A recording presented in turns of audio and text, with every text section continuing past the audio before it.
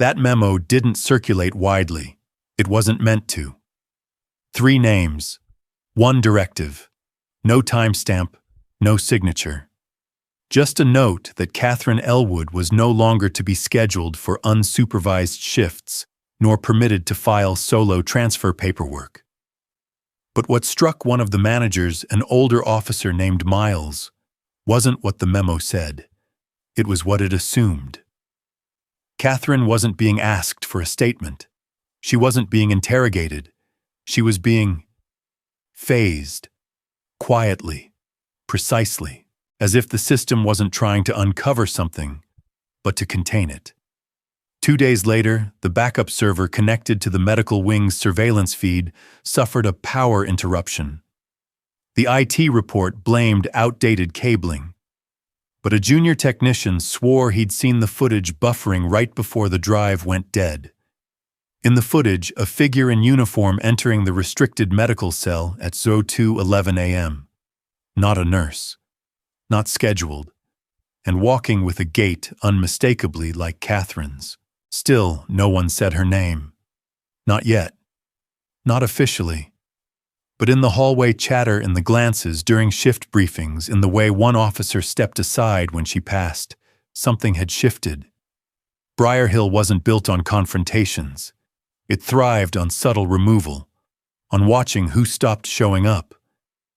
Catherine felt it, in the way her access credentials now took 2 extra seconds to load, in how her email inbox had gone strangely quiet, and in how every question she asked was met with the same answer. "That's above your level now, ma'am." She knew what that meant. She wasn't being watched because she was a threat. She was being watched because she was already classified. Catherine still showed up to her shift as usual. Uniform pressed badge, properly aligned, hot coffee in hand, and that same faint smile. But for the first time when she entered the corridor surveillance room, the officer on duty didn't respond to her greeting. And in a rare, almost imperceptible moment, the hallway camera zoomed in just slightly as she bent down to sign the duty log. Hair tied neatly, collar folded crisp, but her eyes flicked toward the camera's blind spot, a glance so brief that only someone who had lived too long under quiet fear would notice. The next day, the prison received orders from higher administration initiate a preliminary review into potential staff misconduct involving contraband trafficking and inappropriate inmate contact. No name was listed, but everyone knew. Millbridge had started the same way, and on the 3rd day, Catherine vanished from the schedule. No notice, no leave request, no call. Just a quiet exchange between guards. She lost control. Because she thought she was in control. It had all started with 1 pill out of place, and ended with a system that now asked itself, whose fault is it, the one who gave, or the one who believed they were loved? Briar Hill was built like a beehive. Tight corridors, thick concrete walls echoing with a depth that felt like it rose from beneath the earth. No open windows, only artificial light pouring down on the walkways like a constant reminder time here doesn't belong to you.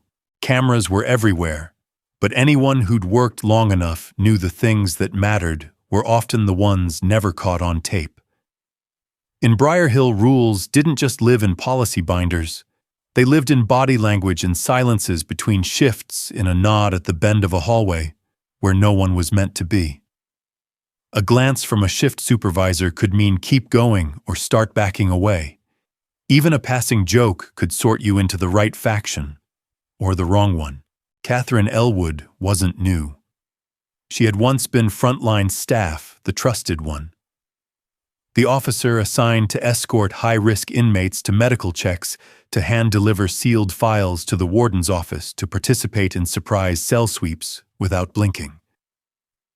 She understood the prison's language, knew when to look away, knew when silence was the only correct answer, and more importantly, she knew exactly how many paces to keep between herself and an inmate, far enough to avoid suspicion, close enough to maintain control.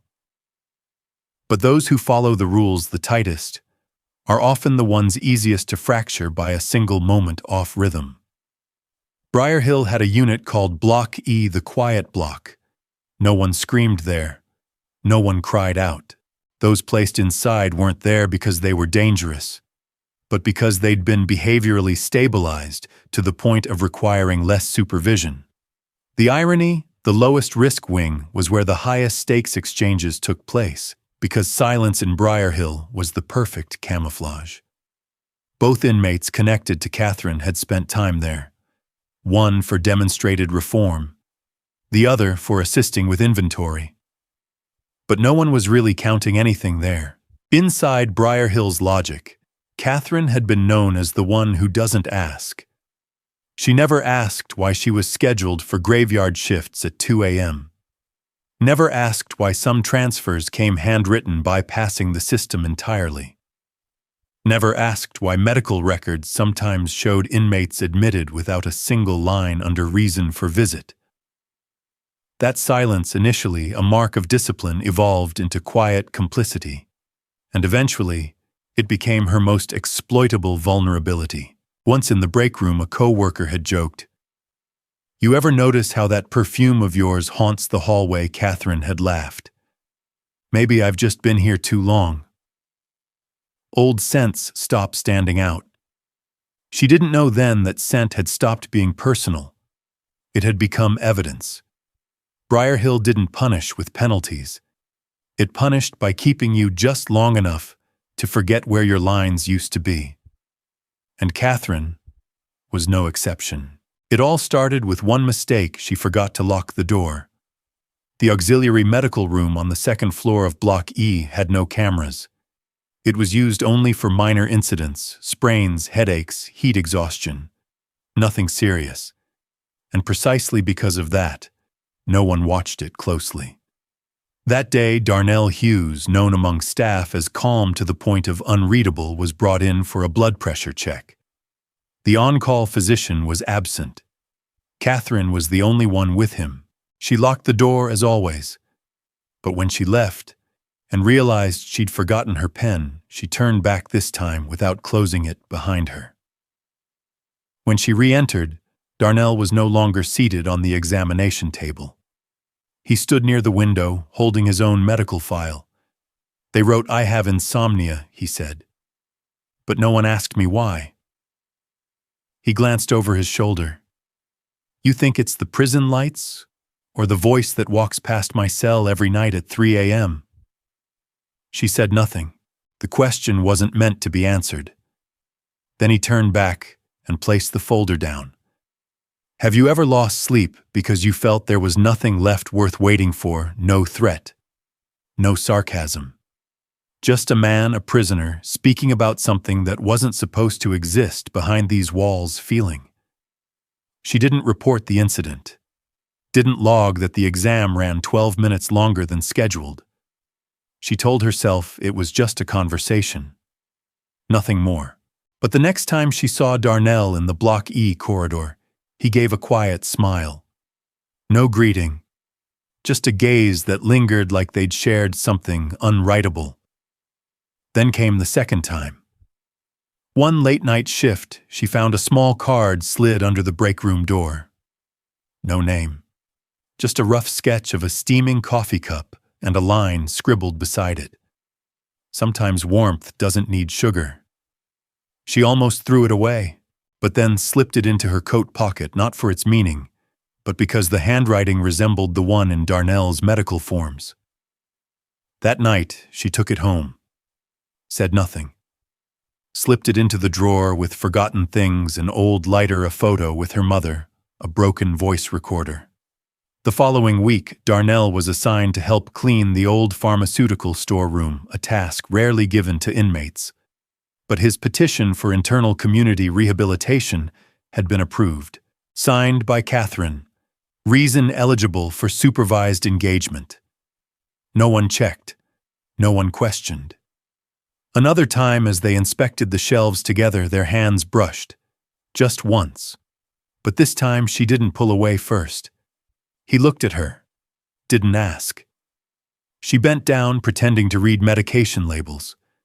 What she felt wasn't love, wasn't desire. It was something far more dangerous in a place like this to be seen.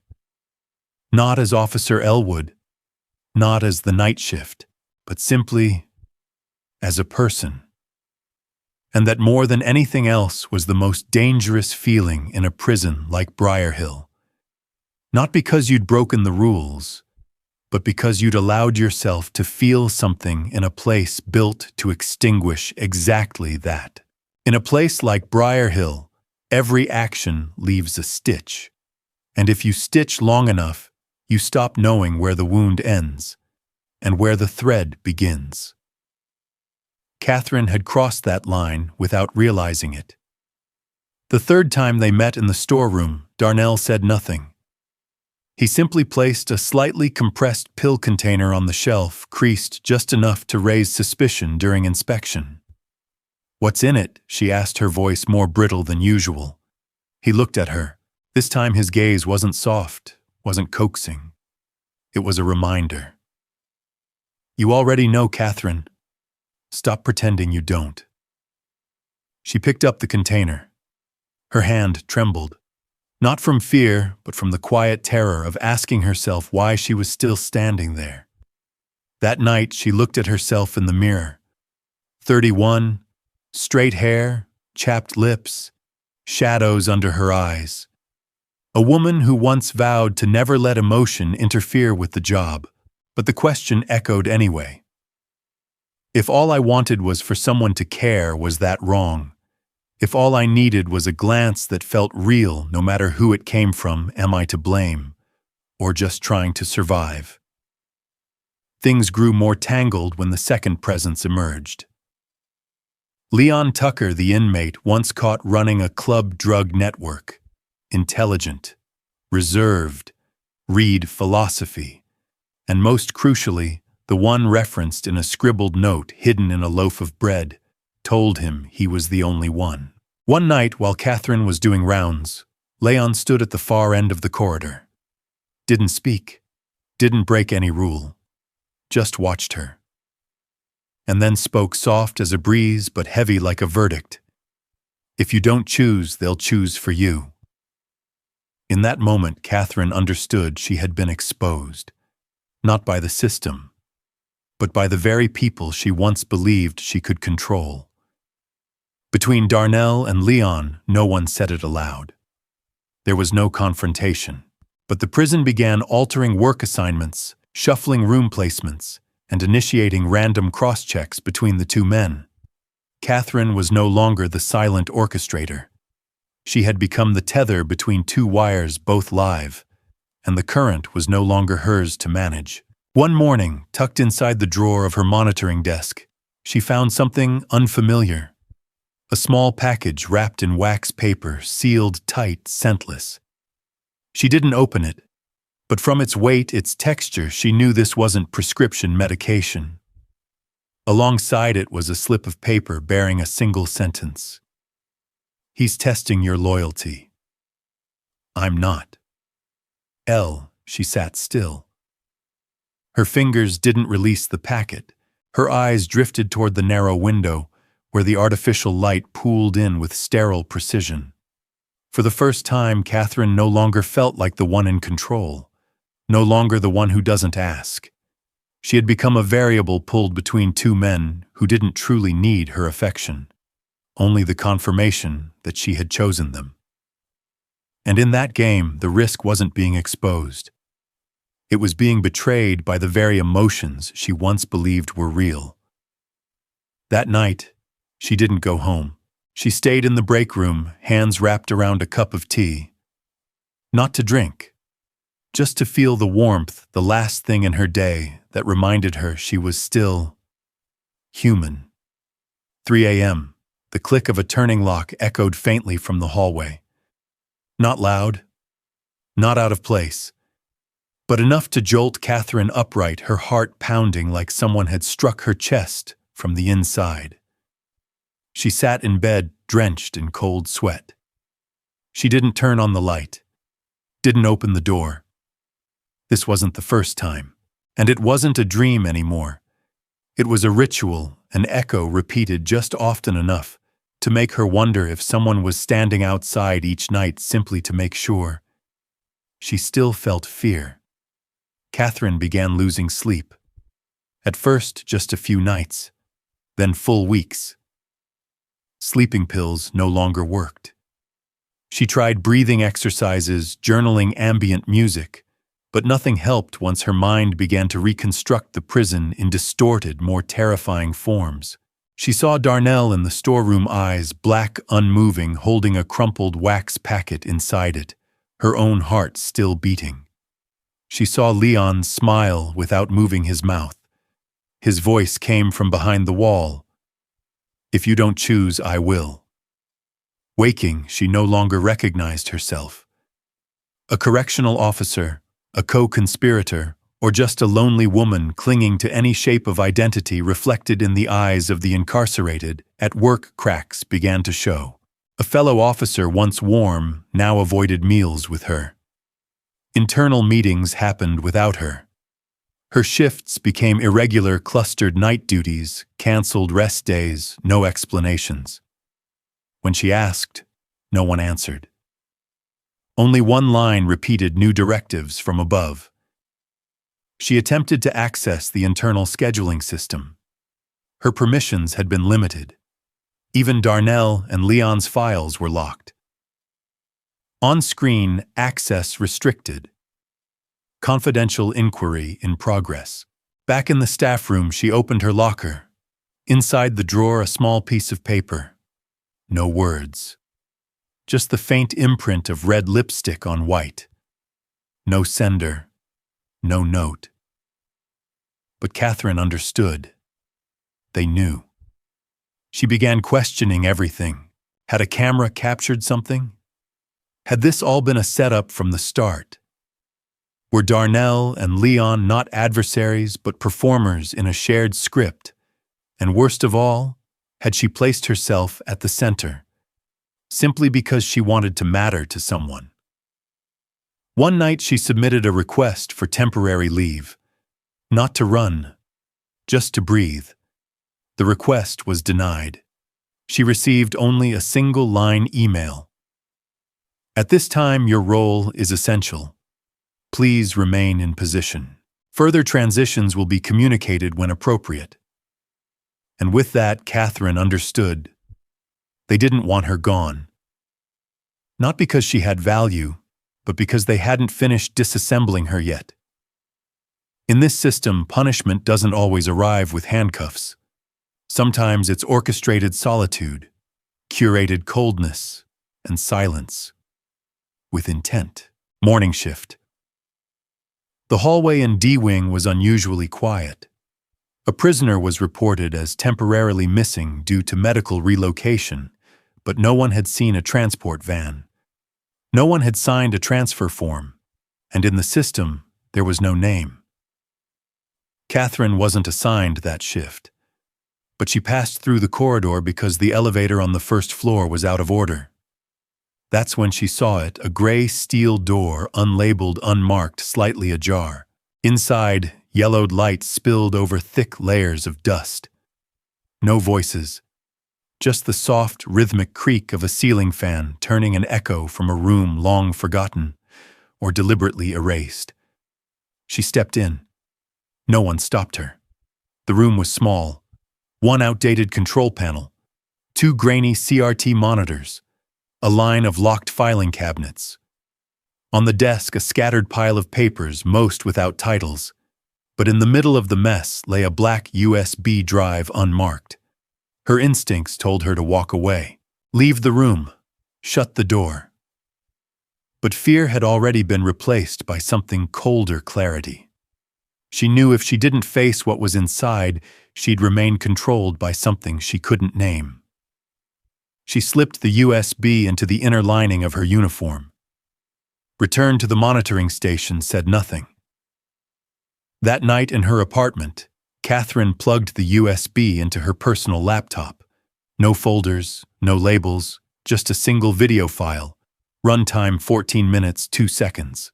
The footage opened with a ceiling corner angle of the auxiliary medical room, the same room where she'd once met Darnell.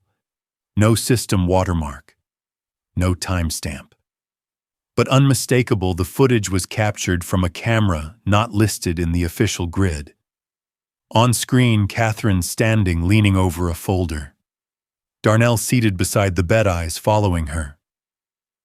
Nothing criminal, just a closeness that violated policy.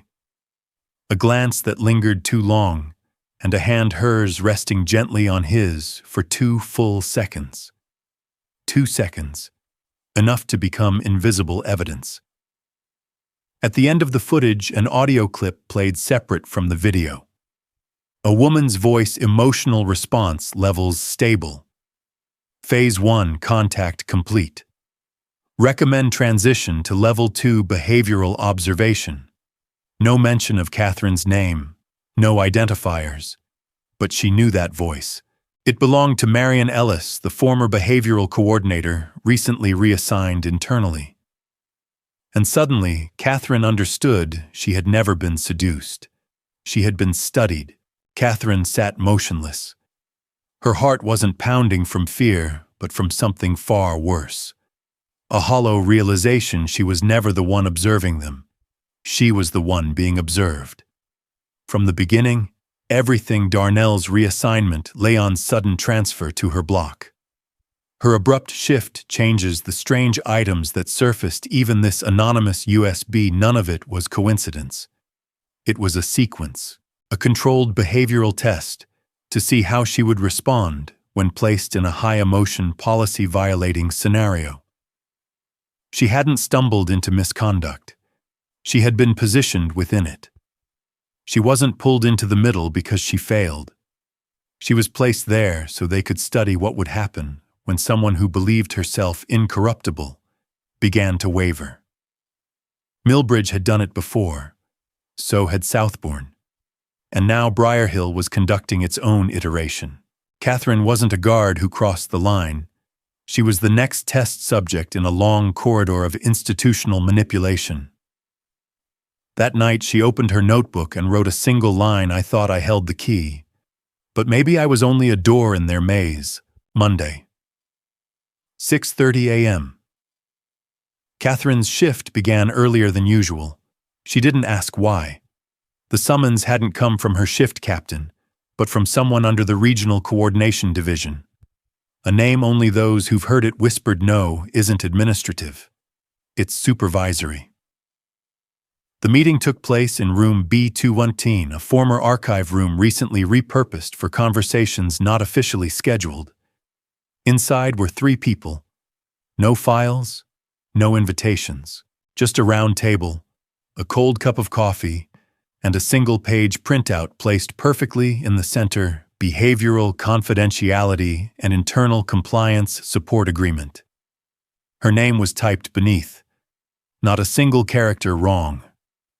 The man seated across from her spoke first. He didn't give his name. We know you've seen the footage, and we understand you're not the first to find yourself in a situation like this. But there's a way out. Quiet. Clean. Catherine said nothing. Her hands didn't touch the paper. The second voice came from a woman, softer. You can stay at Briar Hill. Keep your position. You'll be monitored but not pursued. In exchange, you cooperate. Catherine's voice finally surfaced. What does that mean? Just report anyone else showing signs. Early warning. Help us stop errors before they become sins. It was a gentle offer. No chains, no blood. Just a contract the system calls functional reintegration. But Catherine understood. If she signed, she would no longer be a woman caught between.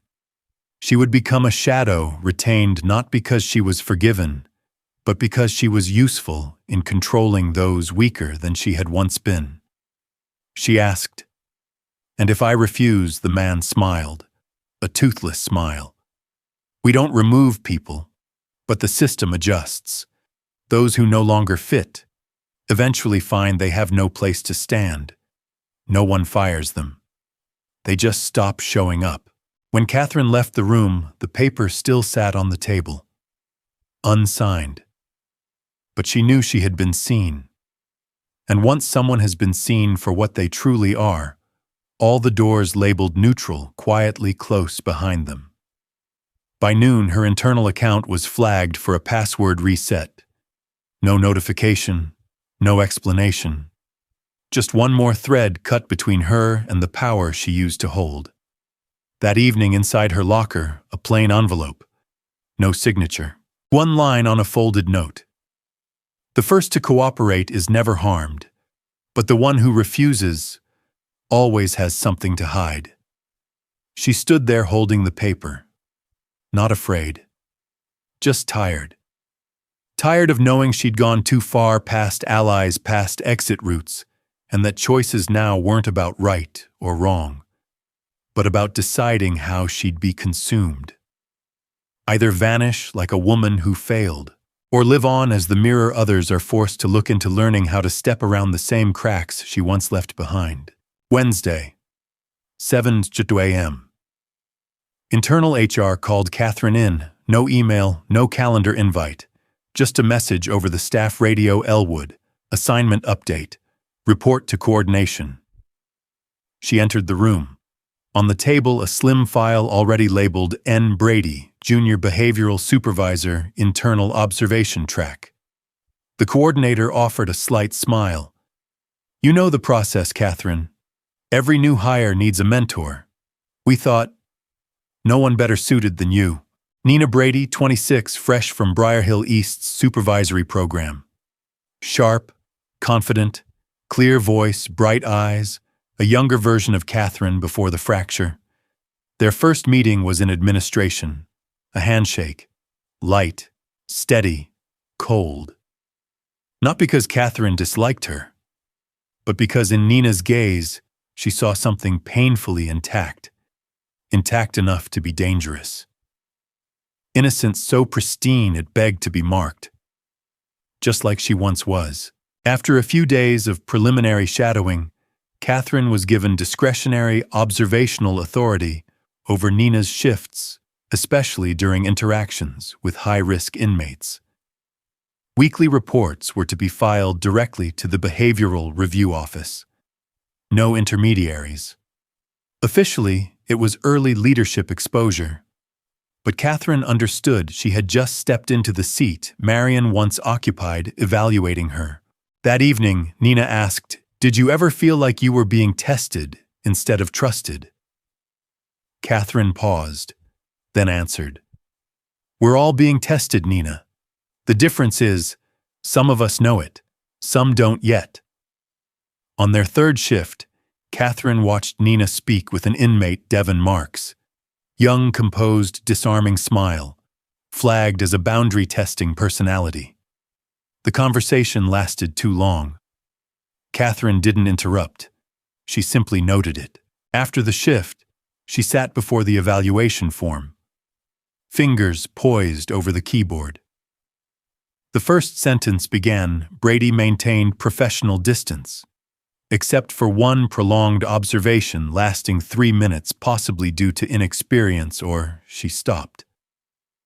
Her fingers hovered, not because she didn't know what to write, but because she knew exactly what a single ambiguous line could trigger. One vague sentence, and Nina would be called into room B213, the same room Catherine had once sat in, and this time, she would be the one who held the door open. In the empty hallway, Catherine heard Nina's footsteps echo behind her. "What do you think about Devon?" the girl asked. Catherine turned calm, not angry, not afraid, just the gaze of someone who already knew how this story ended. "Do you feel seen?" she asked softly, "when you're near him?" Nina paused. Her lips pressed together. Then she nodded, small, hesitant. Catherine stepped closer, lowered her voice. "That's how it starts."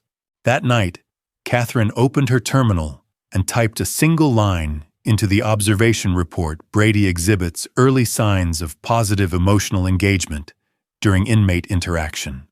Recommend continued monitoring, no intervention at this stage. A line on the edge.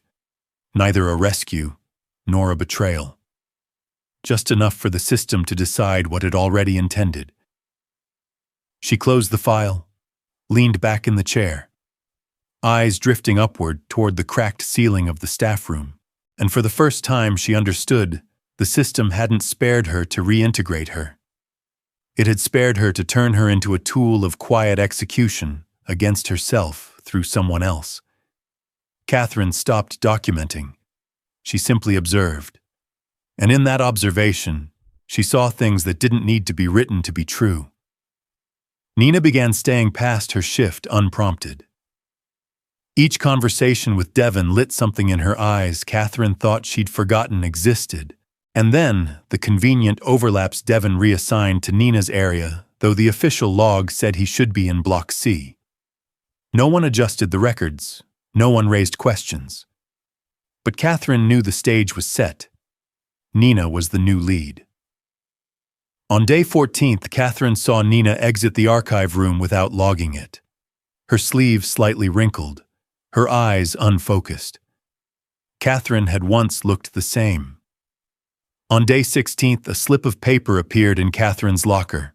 No name, just a transcript from an unofficial surveillance feed. Nina, she doesn't say anything, but I know she understands. Devon, then don't force her to choose.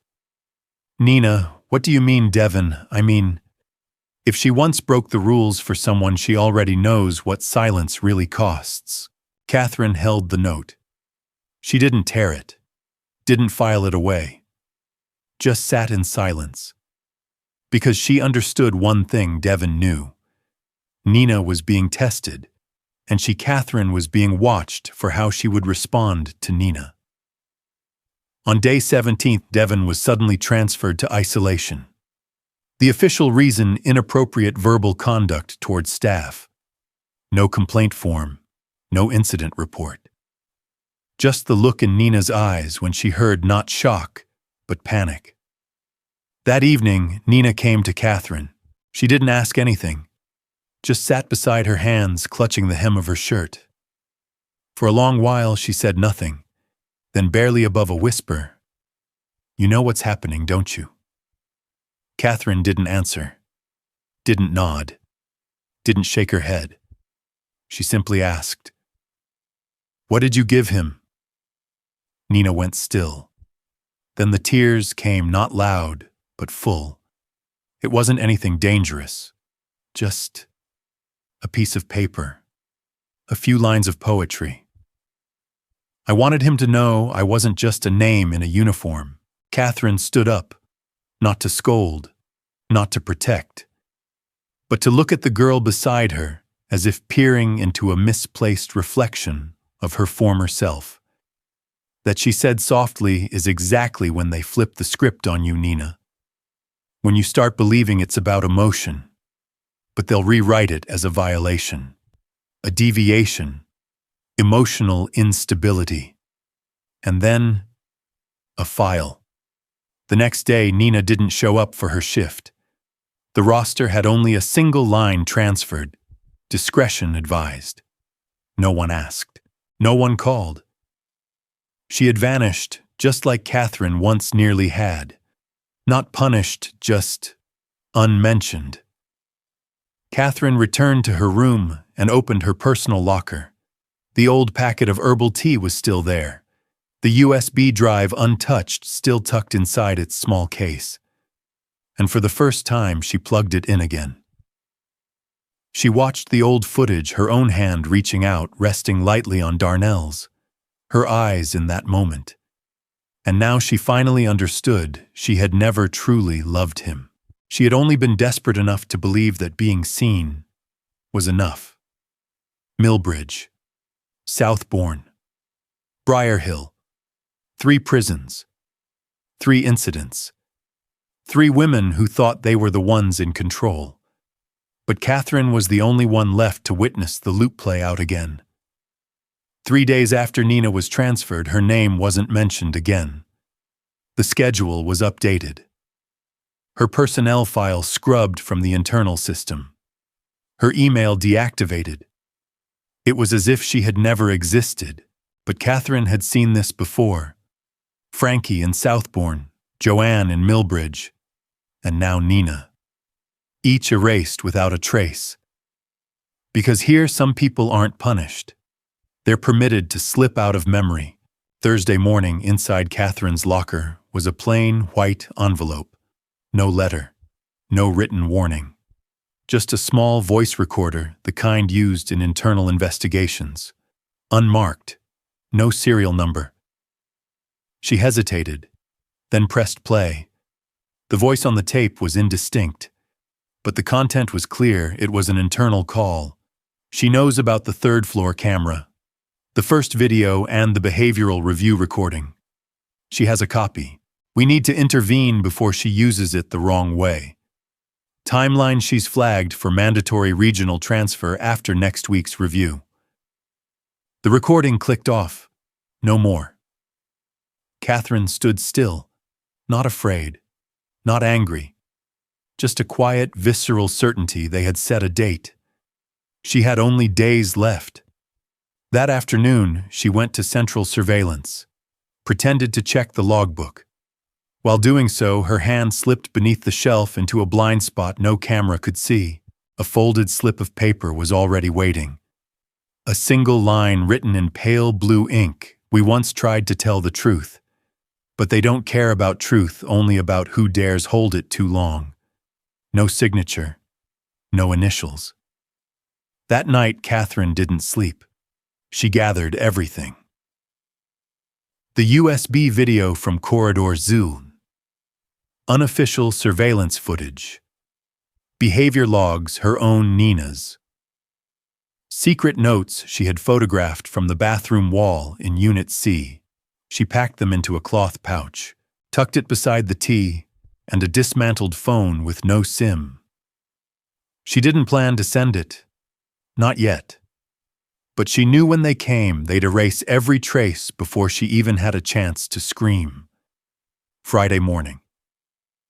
When she arrived at the facility, her access badge didn't work. None of the guards looked her in the eye. One handed her a temporary card, mumbled "system update." Old credentials were purged. "Use this for now."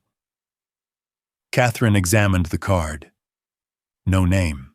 Just one line: access limited, transitional. At Briar Hill, transitional didn't mean in between roles.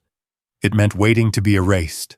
Late Sunday night, the prison stood in unnerving silence, too quiet, too polished, as if every wire and wall had been scrubbed of error in preparation for one thing: erasure. Surveillance feeds were flawless. Staff rotations were airtight. Every internal call was logged without delay. Catherine knew this pattern well. It meant someone was about to be removed, not fired, not punished, just deleted. She had one night left. She didn't write a letter or call a reporter. No headlines, no alarms. Just a small black USB marked only by a handwritten note: "I don't need to be believed. I just need this not to be buried with me." At 2:40 a.m., she crossed the dim corridor on the ground floor and entered the auxiliary medical records room, where the cameras still glitched from pending repairs. Inside, Lisa, the temporary night nurse, was filling out a logbook. She wasn't Catherine's friend, but once Catherine had overheard her whisper, "Silence is the choice of the weak." But remembering, that's how you survive. Catherine placed the USB inside a tea pouch, wrapped it in foil, and slipped it next to a bottle of vitamins in the bottom drawer. A place no one checked, because no one hides truth beside something so harmless. No questions, no eyes, no trace. The next morning, Lisa's name vanished from the shift roster. She wasn't fired, just relocated to external treatment records, a polished title for someone who'd stepped into the current and quietly refused to sink. Catherine didn't know if Lisa had found the USB or if it was already gone, but she knew this: a crack had been made in the hull, and the bigger the vessel, the deeper the damage spreads. Here is the complete translated paragraph in polished cinematic English, seamless and without line breaks. That week, she was assigned one final task, cleaning out the basement storage with a new staffer. A man with an unfamiliar name, a face she didn't recognize, and a voice used sparingly. While moving a box of archived files, he spoke without looking at her. "You ever wonder if nothing you've done ever actually saved anyone?" Catherine replied, her voice steady, absent of bitterness. "I know. But maybe it'll make the next person doubt just enough to survive. And in a place like this, doubt is the beginning of staying alive." That night, she wrote a message on the inside lining of her coat where no one would see it. "I used to stay silent. Now I just don't speak loudly. But I have spoken." Tuesday, 6th, 17 a.m. Catherine entered the shift room like always. Her temporary ID still worked. The lights were on, the terminal loaded to the login screen. But one thing was different. Lisa didn't show up. No call, no explanation, no substitute was assigned. When Catherine asked, the admin replied with a line too polished to be spontaneous: "She's been permanently transferred. Her records are no longer in this facility." Catherine opened her locker. Everything looked unchanged except one detail. The coat she always kept inside had its sleeve cuff turned inside out, and the line she had written in permanent ink, "I have spoken," had been crossed through faintly. Someone had seen it. Someone had read it. And someone had begun erasing her, starting with the words she dared to leave behind. That afternoon, she tried logging into the internal camera system, a permission she once held under the pretense of assessment support. Access denied. Reason code account under review, section 12B, 01 choice. Integrity check. She tried opening her internal inbox. Every scheduled meeting had been deleted. In its place, one message. No sender, no subject, just a single line. "They don't need evidence, just a reason to erase your name, and you've given them too many."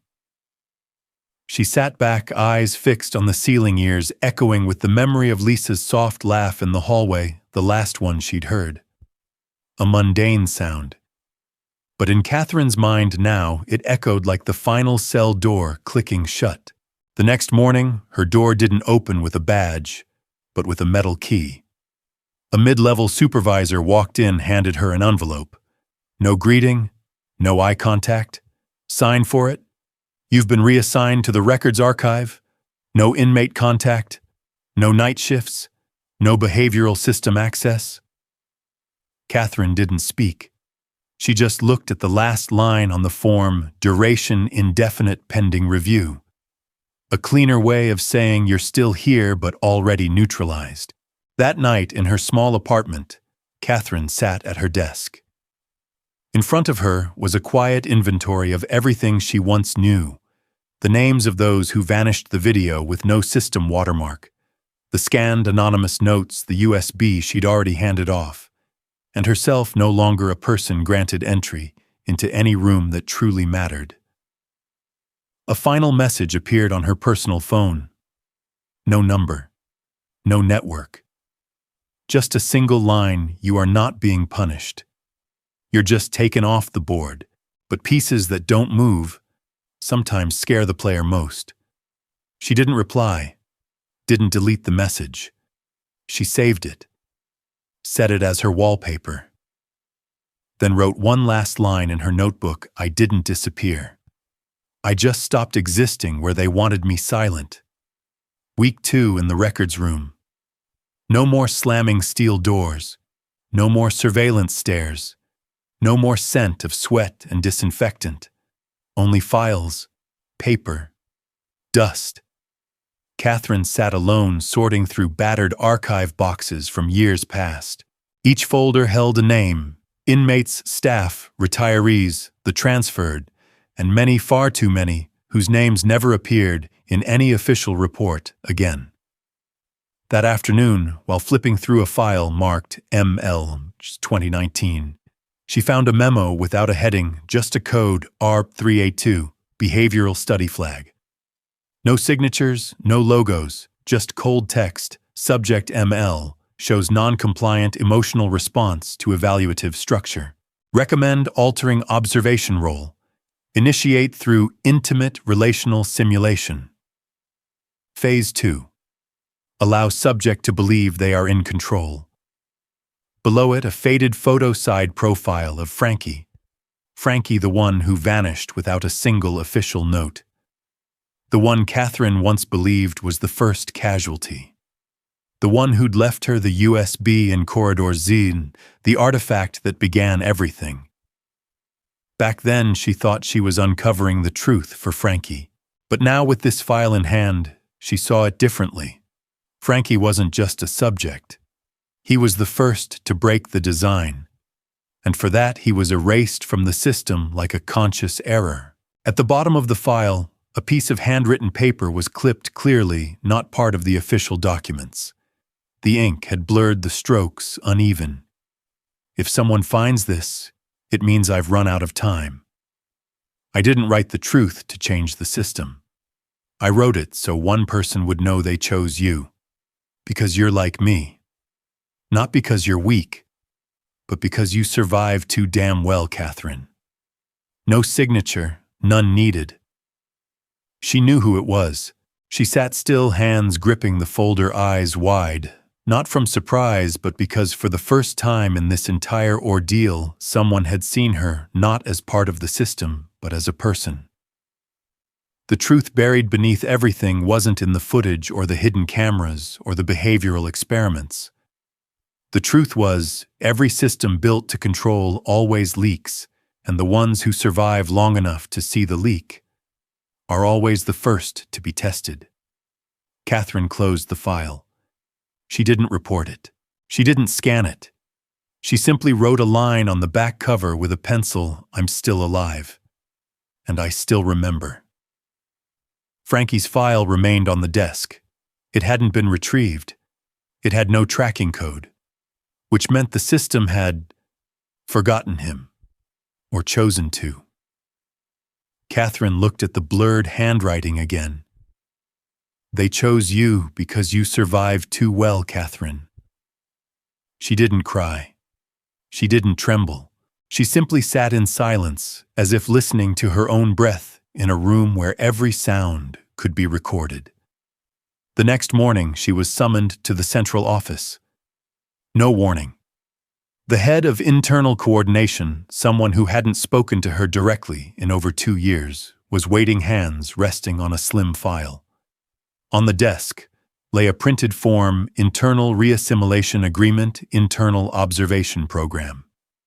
Her name had already been filled in. Bold letters read, "Voluntary consent to act as a system-integrated observer." Another way of saying, become the gatekeeper. Be the link, and we'll never speak of your past mistakes again. The coordinator spoke, voice low. "You know we're not prosecuting you. We're not erasing you. But the system needs people who understand the edge so they can keep others from stepping over it. You're one of the few. Strong enough not to break. Weak enough to understand why others do. Don't make yourself another discarded case study. Become a guide." Catherine looked down at the pen in her hand. Her fingertips were cold. Just one signature, one line of ink, and she'd have her job back. Her record cleared, her name reinstated on the staffing list, and no one would ever mention Darnell, Leon, Nina, Frankie, Lisa, because on paper, none of them ever existed. She lifted her gaze, locking eyes with the person seated across the table. Her voice wasn't loud, it wasn't cold, it was steady. "I'm not rejecting the opportunity. I'm just not willing to guide others down a path I had to crawl through on my knees." She stood. The coordinator didn't stop her, only lifted the pen from her hand. You understand the consequences. I do, Catherine said. And for the first time, I choose them. That night she mailed a letter, not via email, not through the system, but by slow post, the kind that no one checks right away. Inside was a printed copy, a blurred photo still from the first video, and a single handwritten line. I'm not accusing. I'm just leaving a cut deep enough that someone has to look down. The next morning, her name vanished from the duty roster. Her email account was locked. Her locker sealed. No one mentioned Catherine Elwood in any meeting again. No one asked where she went. But a week later, in the staff lounge of D Block, a young correctional officer found a small, folded note tucked beneath the tea stash. Silence is survival, but memory is the only thing that keeps us from disappearing entirely. No signature, no origin. But at least one person read it and kept it. Catherine didn't vanish, nor was she spoken of. Her name wasn't listed as resigned, nor did it appear in transfer reports. In internal meetings, if anyone happened to mention Officer Elwood, the reply was always the same. Oh, that was someone from a while back. No longer in the system. In a world like Briar Hill, erasure didn't require a formal ruling. It only required no one speaking your name, no more presence on screen. But Catherine left no manifesto, no blog, no press release, only fragments, a video copy inside a tea box, a handwritten line on the back of an old file, and a question no one had dared to answer. Is someone still considered reliable once they start seeing what everyone else pretends not to? Months later, at another facility, a newly rotated officer arrived at Briar Hill. During her orientation, she asked, "Why is the behavioral archive sealed off and restricted from access?" The trainer replied, "Someone used to work in there, and afterward they no longer fit." What did they do wrong? Nothing specific. But sometimes if you stay too long, you start remembering things you're supposed to forget. In a forgotten file, the young woman later found a faded handwritten note in pencil. "I stayed quiet. But I never forgot. And that's how I survived." No name, no initials, just a faint fingerprint at the corner of the page like someone had pressed it down before walking away. Millbridge, Southbourne, Briar Hill. 3 names, 1 system, and 1 person who walked out not as a hero, not as a failure, but as someone who remembered. And in a world where memory is managed, the one who remembers is the one still alive. Catherine Elwood didn't disappear. She wasn't arrested. She didn't make headlines. There was no dramatic exposé with her name plastered across a banner of scandal. She simply stopped existing in any official system. No one looked. No one asked. Those who once worked alongside her would glance away at the mention of her name. And in the year-end personnel registry, the space where her name had once been was replaced with a blank box marked temporarily deactivated due to administrative reasons. A quiet way to erase someone without ever admitting to it. She never screamed. She never begged. Catherine left only fragments behind an unmarked USB, a blurred copy of a still frame, a handwritten line on the back of an old case file. Not enough to be called evidence, but enough to form a crack when the system couldn't trace, couldn't seal, and couldn't predict when it might begin to spread. In future internal training sessions, new recruits would be taught, silence is a sign of discipline. But no one mentioned that from that same silence someone once survived long enough to realize that the only thing you can truly keep is memory. And when memory can't be erased, it becomes the one thing that makes a system freeze in place. Catherine never asked to be honored. She didn't need to be believed. But if you've ever found yourself in a place where every question is met with an unnatural quiet, remember this: someone was there. Someone saw, and someone chose not to stay silent until the end. She didn't scream. She didn't run. but the silence she left behind kept the lights on longer than they expected.